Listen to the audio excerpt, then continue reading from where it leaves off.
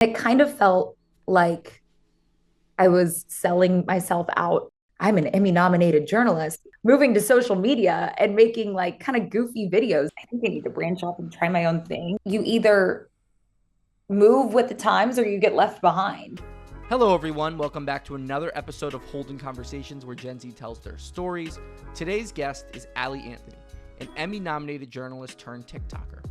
Throughout the conversation, we talk about what it's like to leave a stable industry when you're crushing it, enjoying and maximizing your first job, even if it's not what you want it to be, and accepting failure and not letting mistakes get the best of you. So without further ado, Allie Anthony, everyone. So you were crushing it out in California, out in Palm Springs for local news. You received Emmy nominations and you decided this wasn't right. Why? Well, I really loved it. That's a hard question because while it kind of like towards the end maybe wasn't right, it felt right the whole time. But I went to USC, studied journalism. When I came to USC, I thought I wanted to be a writer. So I thought I wanted to work for a magazine and tell feature stories. That was kind of always the path. But in undergrad, they force you to take a broadcast journalism class. And just out of nowhere, I fell in love with it. I was forced to do it. I thought it was kind of cheesy at first. I was like, oh, broadcast, it's so like 1980s. I don't know. It just felt so cheesy. And but anyways, I was forced to take this broadcast class and I fell in love with it. And really, when I was in college, I was more interested in the production side of news. So being behind the camera and writing the stories and putting a show together, I just loved that element of storytelling and almost like control and leadership. I really, really thrived in that environment. So when I was in school, that was really what I focused on. Towards my senior year, I became the director of all of our sports content at USC Annenberg Media. So I was in charge of our sports show. And during every newscast, we had a little sports segment. So I would help our reporters put that together. And I also loved just like sports storytelling. So that was kind of the path. Like I graduated and I knew that I wanted to do sports production. So I was applying to every sports production job that I could find. And I was just so desperate to kind of get my foot in the door. I knew that was the hardest part. So I knew like if somebody just gives me a chance, I'm going to go in there, I'm going to wow them, and I will be the best hire ever. But I felt like I kind of had all the things on my resume that I needed to be successful in that job search. And, months and months went by post grad and I still didn't have an offer. And it was a really hard moment for me because I kind of felt like, what is it? Like, why can I not get this job? I feel like I have the criteria. And if somebody would just get on the phone with me, I could sell myself and they would never regret hiring me. But it was a hard phase. I was living at home and I just kind of didn't know what I was going to do. And thankfully, I had so many great mentors from USC that I could reach out to and get advice from. And one of the best mentors I ever had is Stacy from the Media Center at USC, and she's so great. But she gave me the advice to, maybe start looking for on air opportunities, which, in college I did a little bit of reporting and I anchored and I liked it, but I felt like I wasn't totally comfortable in front of the camera and I was just kind of insecure in that environment. And so it was a little bit of a nerve-wracking thing, like me on air. I don't know. I'm such a producer. Like I like to write the stories and I like to help the talent. I don't want to be the talent. But I kind of took her advice and I just started applying because why not? And I applied to, a handful of jobs across the country and I finally started getting offers and I was like, "Oh my gosh, I think she's right." Like I think there's a reason why um I'm not getting these sports production jobs. Like maybe I do need to be on camera and maybe I do need to go try this out.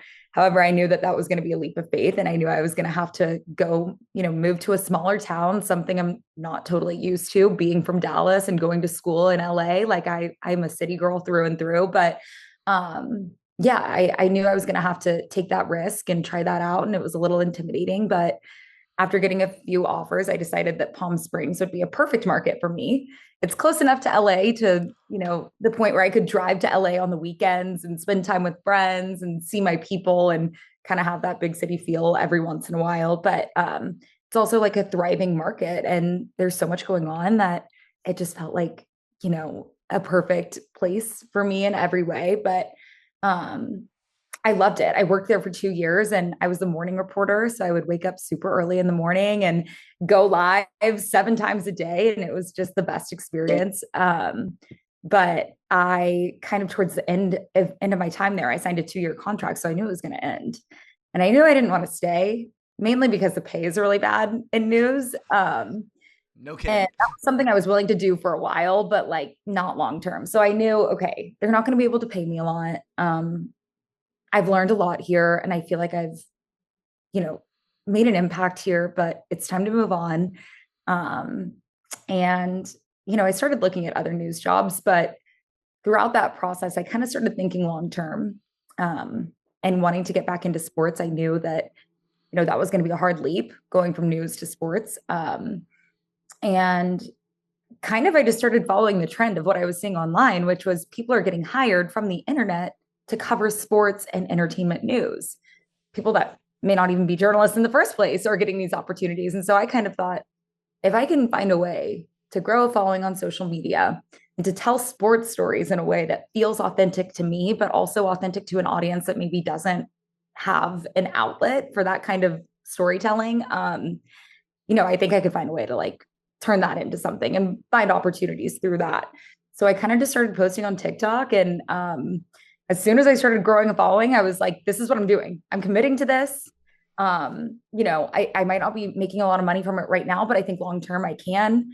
And I'm super blessed in the way that I was able to come back home and live with my parents and I'm not paying rent right now. So that really, really helps the situation. I'm super fortunate and privileged for that opportunity. But I knew I wanted to just try that out. And so that's kind of what I've been up to for the past 5 months. And it's been going really well and I love it. And I miss news all the time because I loved my job, but I just knew long term I had to do something else to kind of stand out in this environment. And I knew that, the media landscape is just changing so rapidly.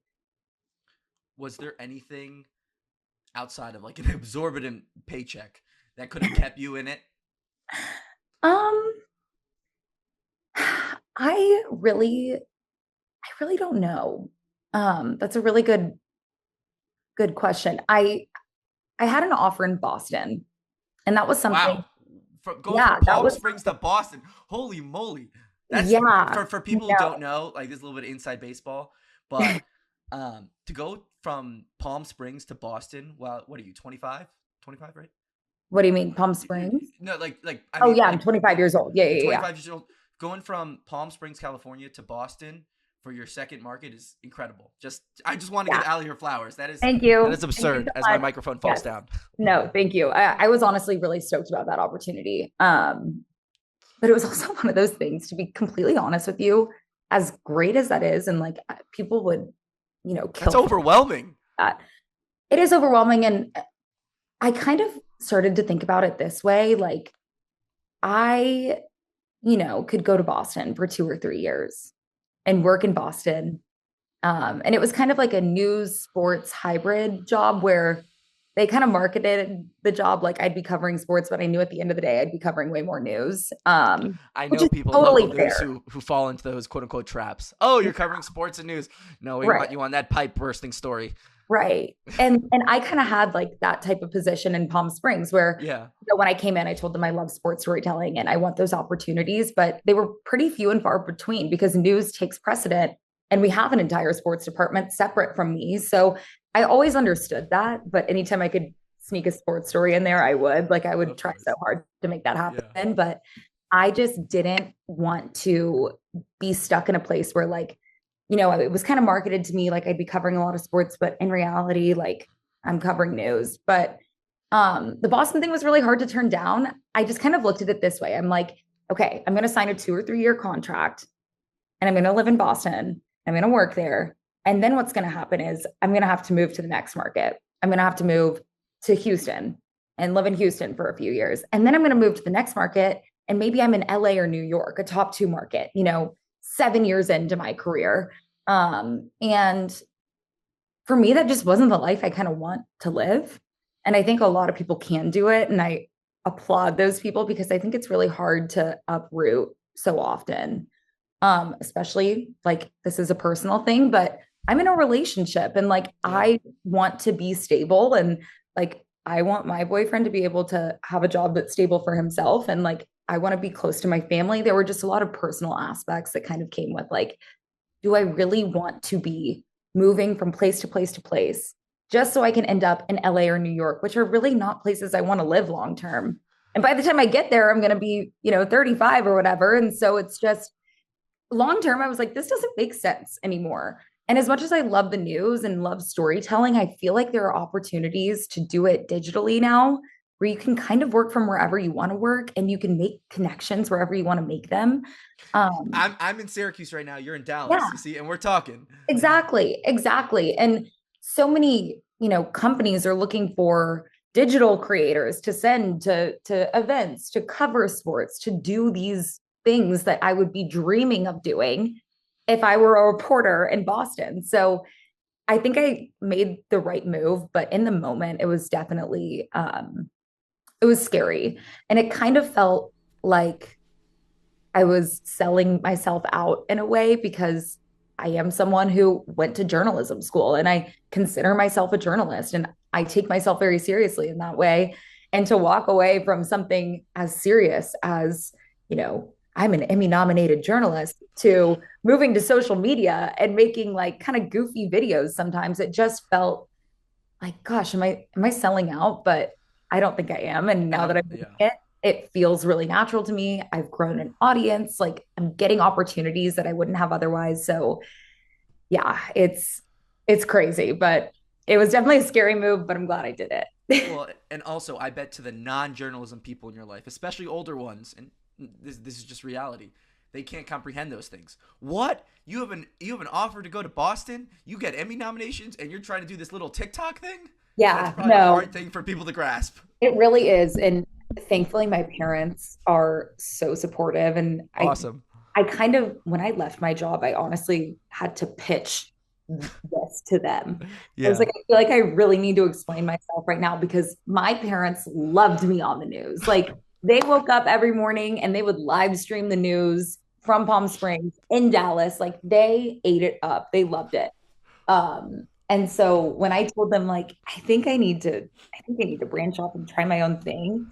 I came in with like a full pitch. I explained, okay, these are the kind of opportunities I'm going to chase. If it doesn't work in 5 to 6 months, I can go back and look for a news job. Like I knew that that was always going to be there. But yeah, it took a little bit of convincing, but I think they kind of came to understand like you're right. This is kind of the way that everything's moving, and not that many people are watching local news anymore. So if you feel like you're going to get more opportunities from doing your own thing and more exposure, like go for it. Uh, Especially our generation. Gen Z is not watching local news. So you yeah, got to follow where your people are going or where your age group is, your totally. demographic. It's so sad. I hate that. I really do hate that. I hate that we're not watching the news. I hate that we're not consuming like traditional media. But look, you either move with the times or you get left behind. So Yeah. it was kind of one of those things where I'm like, am I really going to just pin myself down to something that's not going to really get me anywhere? Or am I going to do something that I know could lead to something quickly? And so, yeah, it's crazy though. Yeah. It's crazy What having to explain yourself to people just in general. It's like, I'm a journalist, but I make TikToks and I swear it's serious. And I'm if people flashing are my cool, phone, like I got the green screen, but it really is a thing. It's just the way that our it goldfish brain generation, kind of is. consumes things. I know. I'm honestly trying to get myself to a place where I feel like I don't need to over explain anything. Yeah, But it's hard because it's like, you feel I like the don't weight of the like world a is low against life, you. especially me. I'm living with my parents. Like, I'm kind of working when I want to work and I'm doing what I want to do, but it is serious and I am making money and I am finding ways to make this work. So, it's almost like running your own little business and marketing Yeah, yourself. it So, literally it literally is, yeah. and you get to do this without any rules per se. You don't Mhm. have a flagship news station telling you got to act in a certain way. You get to Yep. kind of do this in the Allie Anthony version. Totally. Yeah, I think that's been kind of the most fun part for me. And it's funny. It's been a fun part, and it's also been kind of interesting to like get my brain that was so at the time, especially so used to like writing a news package, Yeah. which I got really good at, by the way. Like I loved writing those packages. I could whip those things out. And I knew what people were looking for in the news and taking those skills, which are so valuable to what I do now, but taking those skills and kind of tweaking them to adjust to like our audience, our age group, like women specific, which is kind of my audience. And kind of like changing my tone and the style of my writing was so funny because it's just like I was so used to being very you know professional and Yeah. serious and stuff, The and now, news voice. yeah, now I have to remind myself, like, I'll write something because I write my scripts for TikTok, and I'll write something and I'll be like, that doesn't sound like something I would say, you know Yeah. like Yeah. that sounds like something I would write for the news, but it doesn't sound like something that I would just say, So then right? what do you do in those moments? Do you cut those? Well, I'll just rework it, Yeah. Yeah. like I'll just kind of rework it and be like, okay, I'm talking to my best friend. Reminder, you're talking to your best friend. You're making someone feel really included in the conversation. You're not like your language in these videos is so important because you could lose people. One thing that you say that's not interesting, they're on to the Yeah. next thing. So Yeah.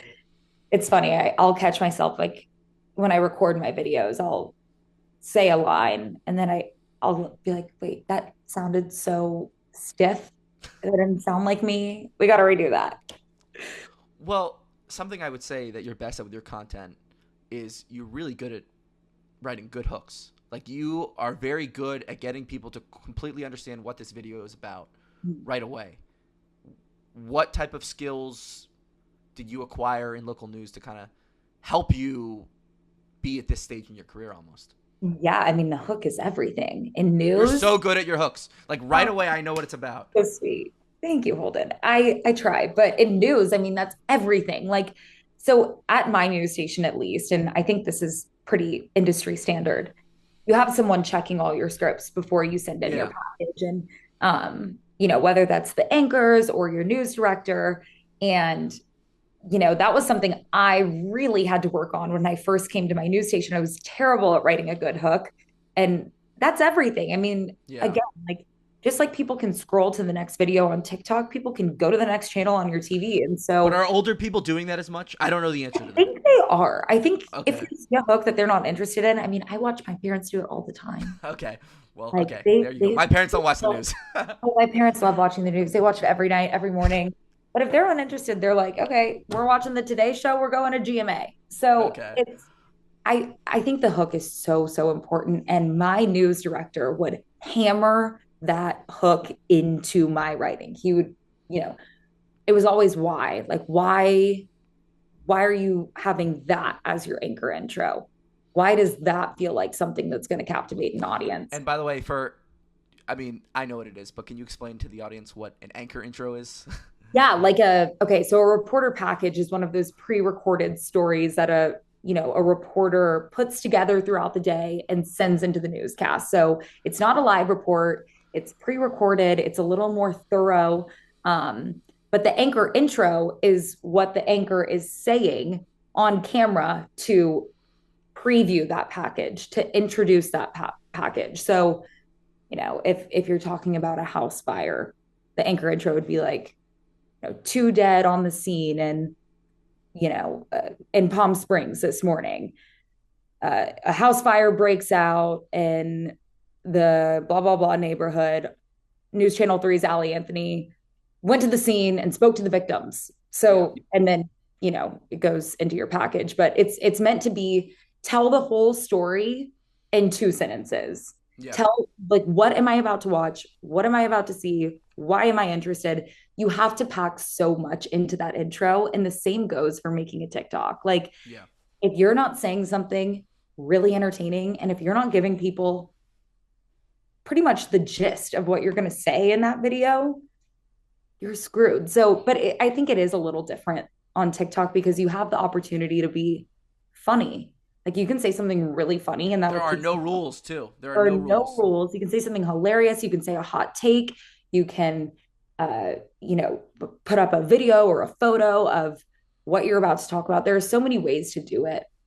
But I think, yeah, just the background that I have in like news reporting is so helpful with all of this stuff because it always, when I'm sitting there working on something, I'm thinking like, okay, why am I doing this? How is this? Who's my audience? How is this going to captivate them?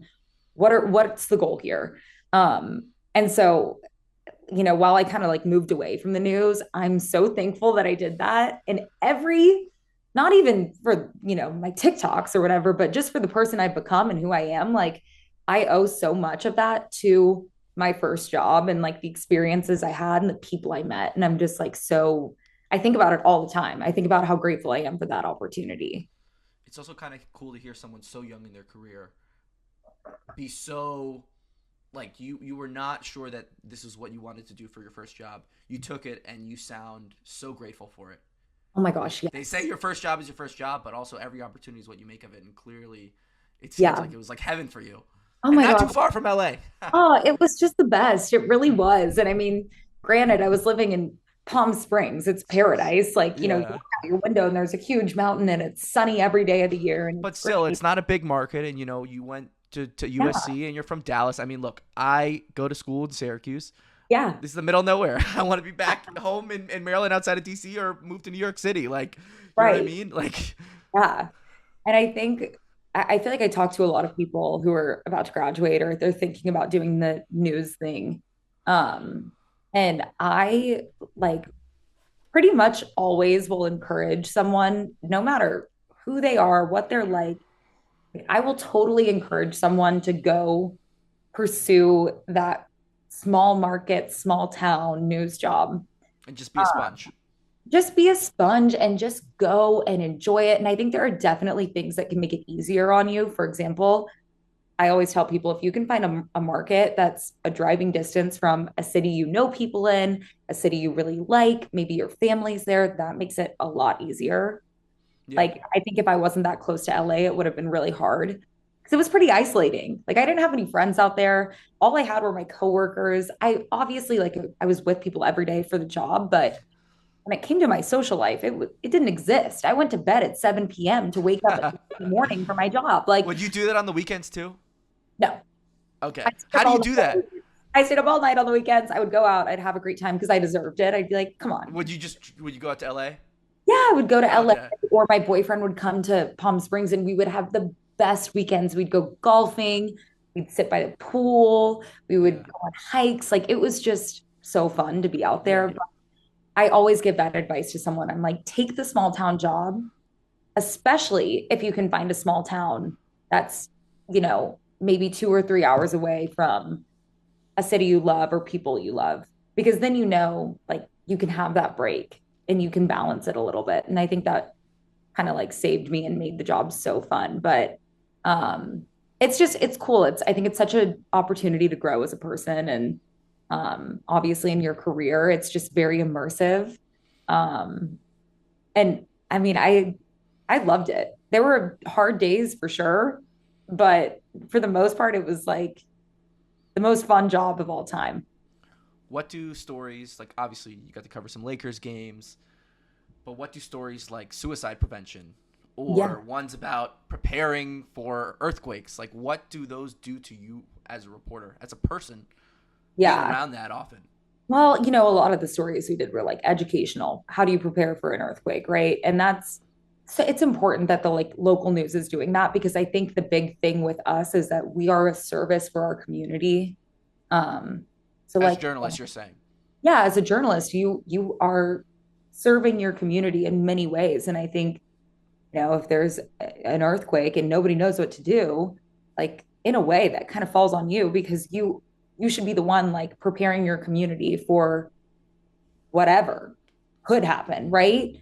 Um, so like, what do you do if we had a huge hurricane in Palm Springs, for example? Like, how do we prepare people best for the weather? How do we make sure they're safe? Like, we want to work in close, collaboration with the fire department, the police department. We want to like make our community a better place. And I think that's really important as journalists. So we would do a lot of those things. And those were always kind of like straightforward stories. They maybe weren't as like fun, I guess, to work on, but they were very important for the community, and they were fulfilling in the way that you knew you were helping people. But especially Um, those intense ones, how do those not take a toll on the you? intense ones are like the ones that you leave work that day, and it just, for me at least, like that just sits with you and that sticks with you, and it's really hard for me to separate like work from my emotions in my life and stuff. Like Well, I, because you're human. yeah, because you're human. I mean, like I saw dead bodies and I saw families like houses burned to the ground and leave them with nothing. Like I, you have to be prepared to show up for people on their worst days and on their best days. And I think that's a really hard thing to do. And um, for me personally, like I think that really expanded my point of view of just people, and like what people go through. And it gives you such a big heart for other people's experiences and stuff. But I think just as a storyteller, you learn compassion. You learn when it's appropriate to step in and when it's appropriate to stay away. Yeah. I think that's something that more journalists could honestly learn. Like you have to remember that these people are human and they're, again, you're approaching them on the worst days of their lives. So how are you going to go about that story in a way that's sensitive to what they're experiencing, but also you have a job as a journalist to educate the community about, maybe a shooting that happened. Like you have to be there to get that story, to maybe talk to the family, but you have to balance that out with being sensitive of what's going on. Did, So did, did it's stories like hard. that play a factor in, your departure? Because I think a little bit. that can be really hard for people. Like Yeah, I spent a summer interning at my local Fox station yeah. in DC, so big market, Mhm. and I was like, oh, I can never do this. This is way too much crime, Yeah. way too much murder, way too much robbery. Like, I just couldn't do it. Like, was that a thing for you? It was. Palm Springs is, again, it's a really small market and it's honestly a really safe, like close knit community. And so we would have those stories occasionally. But when I was thinking long term, for example, like thinking about working in Boston, I knew that those stories, the like, we wouldn't cover that kind of stuff that much in Palm Springs, and when we did, it took such a toll on me. But I Yeah, knew that in Boston or in Dallas, for example, like there's a lot of crap that goes on. There's a lot of like, bad stuff that happens, and like it's a big city with big city problems, and you're gonna have to be around that a lot. And I think it's really important that we have people that do that a yeah, hundred percent. But I didn't know if like I could personally like mentally do that. It because it really yeah, would take a toll on me. And um it was one of those things where, like I said, I wanted to handle all those stories with so much care and compassion. I wanted to follow up with the family. I wanted to be someone that they could go to if they needed a resource. Like we had so many connections at the news station that if somebody needed to talk to the fire chief, like I could get them in direct communication with them. And I wanted to like give that kind of care and concern to the stories. And I kind of felt like if I go to a bigger market, I might not have time yeah. to do So many that. things And are I moving at almost felt once. like there's a world where you get hardened to that stuff. And I didn't know if I wanted that for myself. Like Yeah, I liked the way that I could be very compassionate and caring and receive that sort of like love and care from the community back. Like having that relationship with people that I talk to is so important. But yeah, in a big city, it's like get your story done, get in, get out.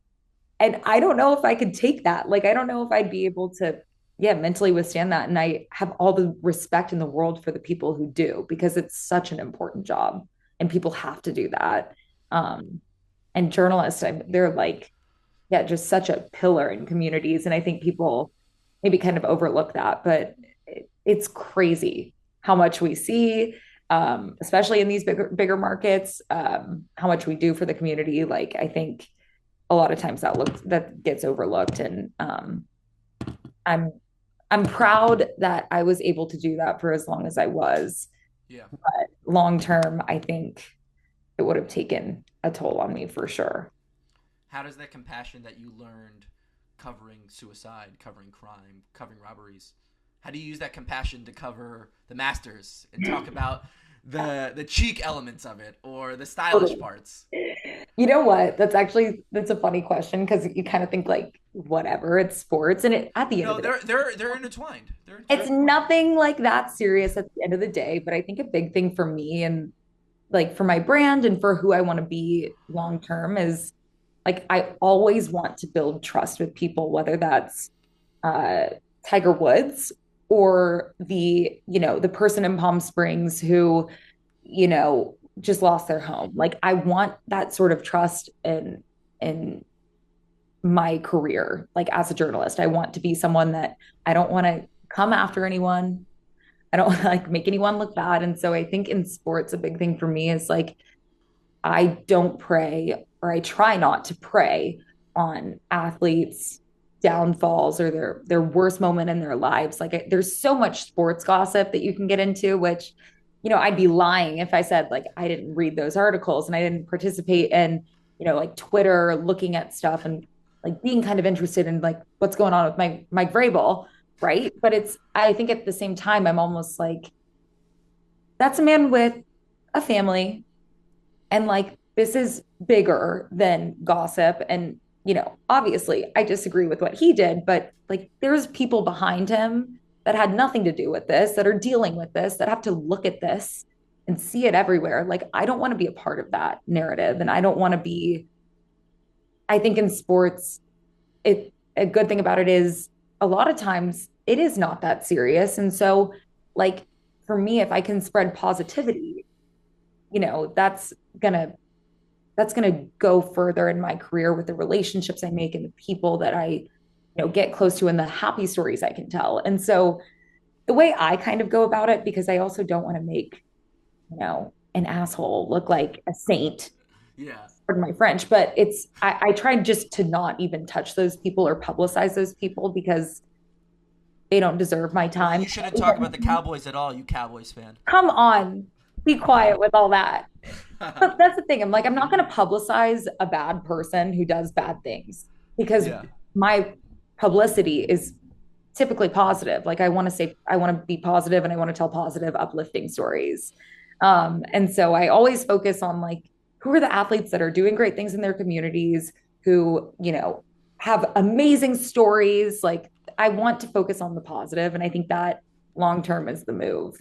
I think the sports gossip and stuff can get a little clickbaity, which is tempting at times when you're trying to grow an audience. It's like, Yeah. ooh, I kind of do want to talk about XYZ, but long term, it's best that I don't.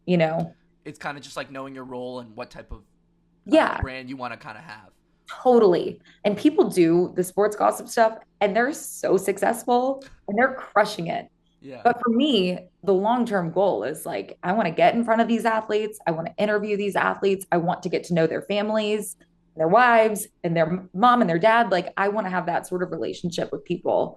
Um, and so, like, I can't be caught, 5 years from now, somebody finds a video of me just like trash talking someone. So Yeah.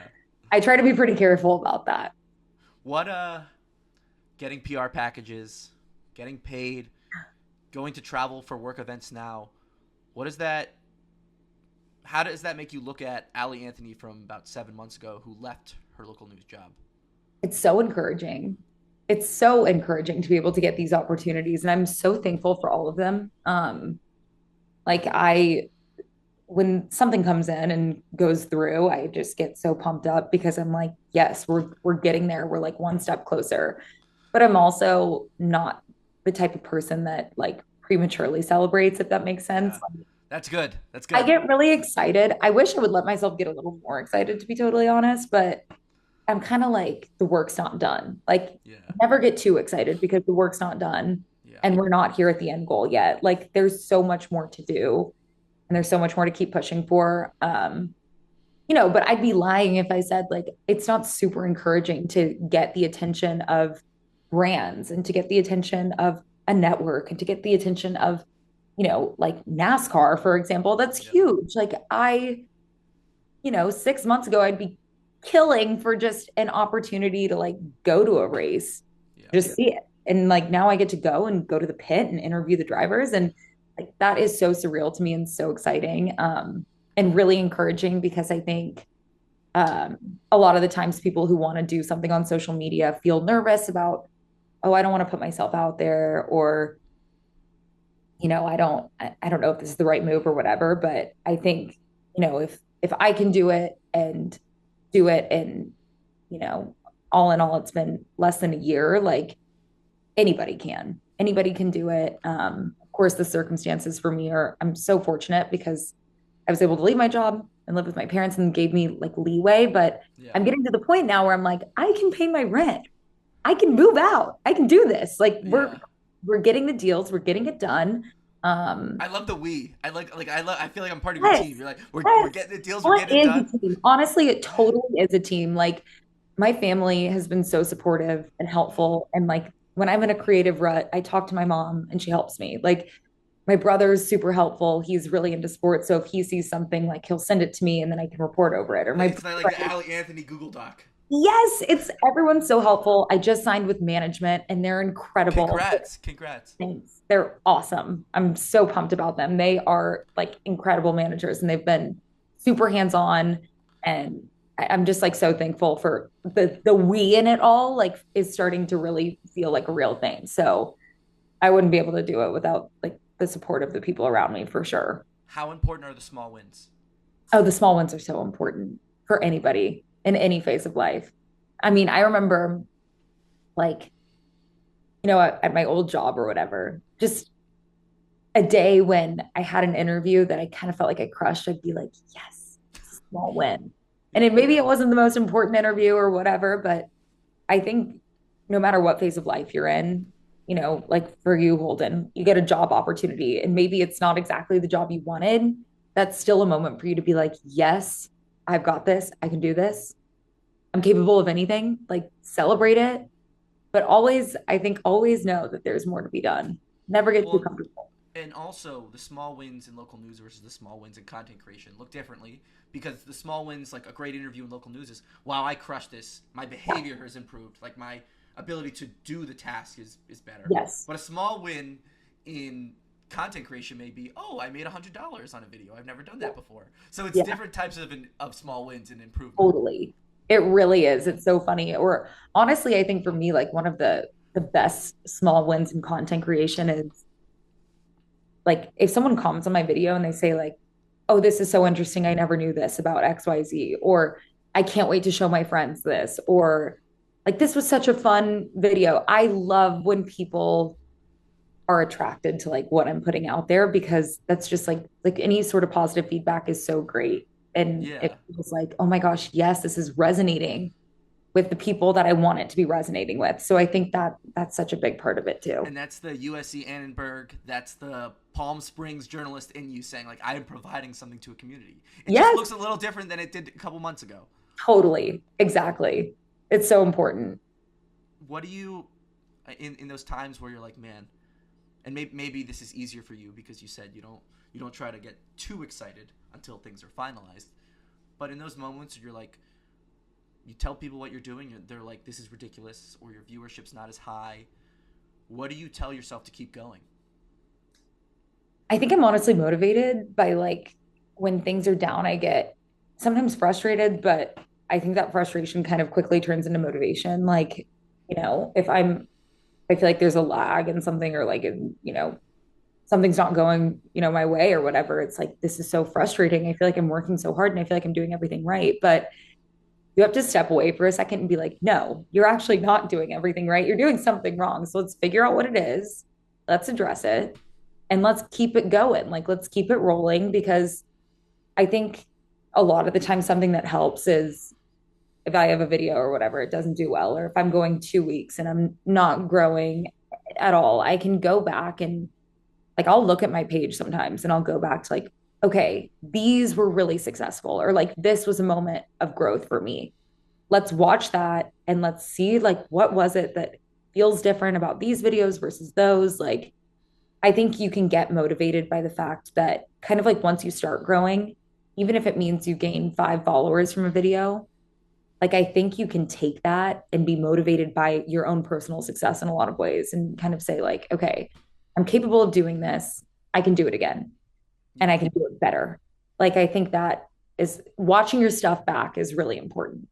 Kind of taking your ego out of it, all Oh possible yeah. ego, and then Oh yeah. also just remembering what you can control. And you can't control how you respond to a lull in viewership or people saying this is ridiculous. Back in my day, we did X, Y, and Z. You can't Yeah. control those things. And I think also in any job or capacity, whatever you do, like let the critics criticize your work. Like send the video to the people that care about you Well, it and the people shows that people want are you to. paying attention. Any press Yes. is, it's what's the saying? Like, any press is good press or something like that. Yeah.